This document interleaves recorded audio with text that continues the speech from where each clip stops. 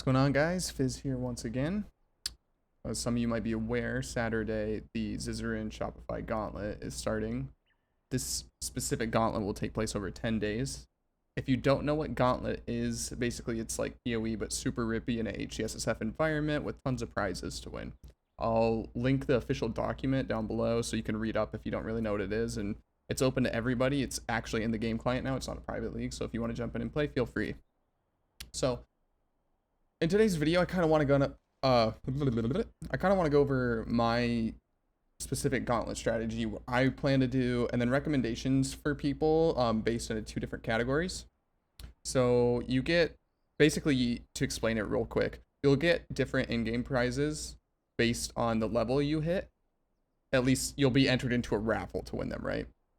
So if you get at least level 90, there's tons of other tiers, right? But if you get level 90, you actually have a chance to win a really, really nice gaming PC. So a lot of people, even like more casual players, try to play Gauntlet, hit level 90 so they can have a chance to actually win the really nice PC. And there's tons of strategies to do that. Basically, you can get to maps like super over level in every zone, and then basically like farm white maps until level 90. It's super doable and it's really safe as far as Gauntlet goes, you know. Anywho, so to get into it here, so what I'm playing, I tested a few different builds for Gauntlet. Some of these you'll see on the list I did actually try. What I in the end decided to go for was an Earth Shatter Berserker, obviously using one hand axe and a shield, with the potential to maybe swap to Rage Vortex if I get a Red Blade banner. My specific strategy for Gauntlet is going to be going slams, kind of what I outlined in the thing that I didn't like about the game. All farm turns end, low white maps, try to get a 6-link by yellows, and I think right now I'm gonna allot myself like maybe a day or a day and a half of farming low white tier lighthouses. Try to farm as much like tier 4 lighthouses as I can, maybe the tier 8 ones as well. Maybe the lighthouse boss can be a little rippy sometimes, especially with Gauntlet mods, so I'm not sure about the yellow maps, but I think I might allot myself like a day or a day and a half of farming Red Blade. If I get it, I will maybe swap to Rage Vortex. If I don't, I probably won't be going Rage Vortex. There is a possibility of getting Wolf's Cry cluster jewels, but that is 2 medium cluster jewels that you need, because basically it makes sure your Warcry always give a minimum of 10 power. And with 10 power, like the way, you know, Zerker, they get rage when they Warcry based on the amount of power they use. So 10 power is not really enough to have consistent Rage Vortex damage, like high rage cast. So you would need 2 Wolf's Cries, which means you'll need 1 large cluster jewel and 2 mediums bare minimum. And that's a lot of passive points to take out of your tree to try to put into cluster jewel setups. And I don't feel like that's super viable for Gauntlet, because you're going to want to stack as much defensive stats as you can. And this league, we already lose a ton of passives having to path all the way through to get full ailment immunity. So if I get the Red Blade banner, I will potentially swap to Rage Vortex. It's kind of a toss-up between the two. Rage Vortex should be a lot better for bossing, a lot safer, but Earth Shatter might actually just be straight up better for general mapping because of the Call of Steel mechanic. That's my plan. For this specific Gauntlet, I don't really know what the goal is. I'm going to play super safe, super slow. I'm not going to try to zoom. I will probably just spend the majority of the Gauntlet farming, try to take out some easy bosses if I'm still alive towards the end of the league, and maybe try to place somewhere. We'll see. But yeah, I'm kind of feeling a little bit pessimistic about this Gauntlet. I feel like it's going to be really, really difficult. So for you guys, recommendations, if you just want to hit level 90, these are the best builds in my opinion to play. You just want to hit level 90 and get like an entry into all the different MTX they offer, and most importantly the PC. Spectral Shield Throw Glad, far and away the best one. It lacks damage once you start pushing content, but that's fine. You only need to do white maps to hit 90, so Spectral Shield Throw Glad is like far and away the best one. You can level steel skills, it's super safe. Yeah, it's, if you only want to hit 90, that's all you care about, and you don't care how you get there, that's just play Glad, honestly. Next up is actually Cold Dot Raider. It lacks damage, but it gets easy ailment immunity and has a lot of survivability. Carve is actually playing this, so credit to him for coming up with this build. And his strategy is revolving around farming up gear with Cold Dot Raider, and then transitioning into a Cold Dot Trickster once he farms all the gear up for like CI and stuff on the Raider. However, if you're only going for 90, Cold Dot Raiders, more than strong enough to farm like white tiers and, you know, like low yellows. Should be super safe, super like not gear reliant, very easy level 90. Cyclone Champion, I'm putting it in here. It should be relatively tanky. It should be pretty comfortable, I guess. Again, you'll just level with steel skills and then swap later on. Cyclone, though, is pretty low damage. That's why I have it only in the recommendations for 90. I don't think it has damage to push higher in Gauntlet, because like if you saw like Al Kaiser's clips of him fighting bosses on Cyclone in the normal league, it looked really sad. So yeah, if you go Cyclone, like it'll get the job done, but I wouldn't play it to push super high content. If Alec ends up playing the Gauntlet, I don't think he is, I could be wrong, but if he ends up playing the Gauntlet, he might still play Cyclone and he may crush stuff with it, but I'm pessimistic viewpoint on it. Next up is Shield Crush Gladiator, which would be Bleed, and Shield Crush Slayer, which would be Impale. I have asterisks next to this one because it shows up in every single one of my lists. I'll kind of go through it in the end. Basically, I think I'm just going to leave it here and then I'll explain my reasoning because it's in every single list. Just be aware that I will cover it. The only thing that I don't have in the lower list, I believe, is the Gladiator version. Because bleed damage just falls off really hard late game nowadays, so I wouldn't recommend Shield Crush Gladiator, excuse me, for more endgame style content. I think Slayer is better. That's just a personal opinion. You can definitely do red maps with Shield Crush Glad. All right, on to recommendations for beyond 90 / red maps. So when I say beyond 90, I mean like maybe trying to push bosses or more hard endgame content and then just scaling into reds comfortably. Detonate Dead, super strong for this. This is a build I was practicing a lot, but then in the end opted not to go for it. Bossing just feels way too Monka S on this build. They'll die eventually. It's just super, super, super low damage.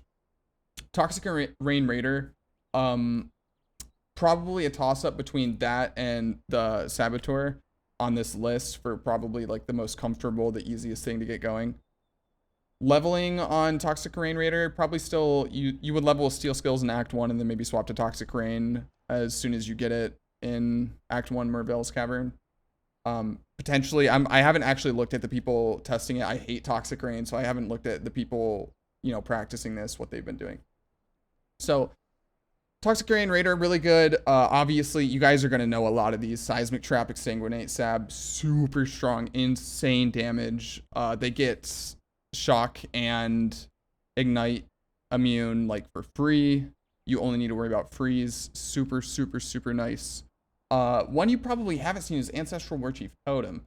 So this build, I actually was really debating on playing this. I think part of my problem with the new Earthbreaker Totem support is I was looking at it and I'm like, why would you ever play that over just playing Ancestral Warchief Totems? Because Ancestral Warchief also got really buffed and it just seems way better. That's why I haven't really made an Earthbreaker Totem build this league, because I was just like, I don't really understand why, in what case you would take that over Ancestral Warchief. Consecrated Path Totems in some cases can be like maybe faster mapping over Ancestral Warchief Totems, but Ancestral Warchief is just better in every other aspect. I don't know. So with this said, you could probably sock it in Consecrated Path as well with the Earthbreaker support and do just fine up to 90. I'm not sure about how it would function in red maps and whatnot. I haven't tested it, so I'm not going to recommend it. Ancestral Warchief does have that damage, so that's why it's on this list. Next up is Cold Dot Trickster. I have the asterisks here again. I only recommend Cold Dot Trickster if maybe you want to go the carve route and farm up gear on like the Raider and then swap over. It's really hard to stay alive in current PoE with this setup. Just my opinion. If Carve's not going to start off with Trickster, you probably shouldn't either. That's just outside opinion. It might be fine, but I wouldn't personally recommend it. So again, we have Shield Crush Glad and Slayer. I'm not gonna say anything. We're gonna scroll down to the very last category on this list and then I'll explain why. So it's a trap. And when I say it's a trap, I mean it's probably not gonna be viable. So there's a bunch of builds on this list. I'll rattle them off and then give my opinion on why I think they won't be good in Gauntlet. You're free to disagree if you want to, but this is my opinion. First off is Rage Vortex Berserker. I see a lot of people like on Reddit talking about playing this build in Gauntlet. Again, the beginning of this league, I was rank 1 Zerker for the first week playing Rage Vortex. Getting into red maps was really hard without Red Blade Banner. You just didn't have the damage. all the time. It just wasn't consistent enough. Sometimes you would war cry and you wouldn't have enough rage to like deal decent damage with Rage Vortex. Earth Shatter was less damage, but it was less damage like more consistently, right? Like it did a little bit less damage than a max Rage Vortex, obviously, but it was always consistent. I knew how much damage I was going to deal, and it still destroyed the content, right?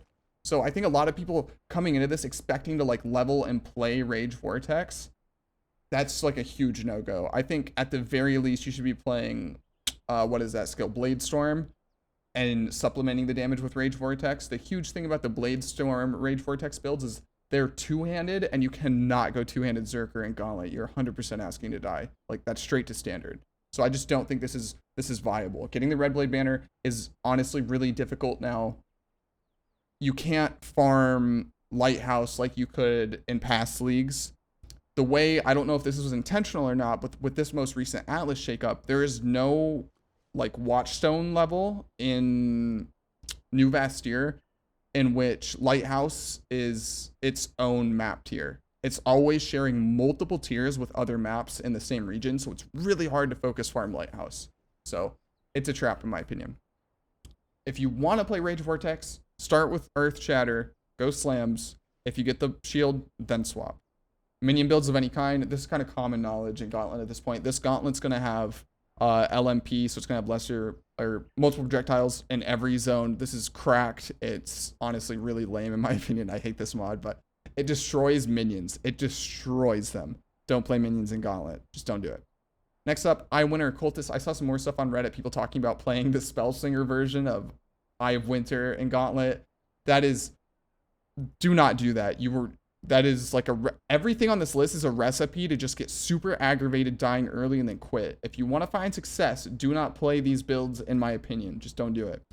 Bone Shatter anything. I think the concept of damaging yourself in Gauntlet is completely stupid. Gauntlet's going to damage you plenty without needing like any help from anything else. Spectral Helix. It actually has pretty solid damage. The problem with Spectral Helix is that it's incredibly melee, and when you're playing Spectral Helix, you're playing like super squish like dodge builds. Spectral Helix, in my opinion, again, kind of asking for an early trip to standard. So the next one, Forbidden Rite Totems. A lot of people may be surprised by this. It's got a lot of damage. I don't know, man. It might be okay if you could get to bossing with Forbidden Rite Totems, but getting to bossing is a long journey, okay? And I don't know if Forbidden Rite Totems can survive mapping in the Gauntlet. It seems super Monka-esque. I haven't played this build personally still at this point, but just from looking at other people's gameplay and whatnot, I do not think this is a good Gauntlet build. Even if you just want to hit 90, I do not think this is a good build. I think this is a trap. So, to finish off the video, we're going to talk about Shield Crush and why I have it in every single category here. So, Shield Crush is a really interesting skill where it's actually really strong. I like Shield Crush conceptually. The issue is I have ripped 2 characters to Shield Crush this league. One was my rank 1 Zerker because I got fed up of not getting my Red Blade banner and I tried to respec to farm faster, and then I died 2 maps later. And what did I die to? I died to Benevolent Guardian. I have noticed that this mod destroys Shield Crush. For whatever reason, you run into a pack and you're shield crushing, and Benevolent Guardian, like the mobs swarm you and you just instantly die. I made a Shield Crush Slayer. I was having a ton of fun with it. Again, died. It crushed like all the content, and then I got to just the wrong Harvest Benevolent Guardian mob, and I just died. And then I also believe Karn this league, his first character, first or second, died because I think he played EQ and then died and then re-rolled Shield Crush. I think it was his second character. He also died in the exact same way. I believe it was a Harvest Benevolent Guardian mob just slapped him. That to me is like a huge red flag that I see the same scenario over and over and over happening again. It's like super Monka-esque. This skill has damage. It has good survivability while you're hitting things. But then, I don't know, man. Like, I feel like I'm going to roll this build one more time when the Gauntlet's over, Shield Crush Slayer, and see. But I don't know. If you go this, be really careful about where you're shield charging, and maybe if you see Benevolent Guardian mob, just skip it because it is Rip City. I know I sound like a crazy dude ranting about this one mod, but I've seen it so consistently that it is definitely something this skill struggles with. And obviously Shield Crush is another one of those abilities like Spectral Helix where you need to be up inside of the mob hitting them to deal damage. So yeah, just keep it in mind. That's pretty much it. If you guys have any builds that you're playing that I haven't listed on here, maybe you're curious what I think of it, or maybe you want to tell me that my builds or my list here is trash, feel free to let me know down in the comments or whatever.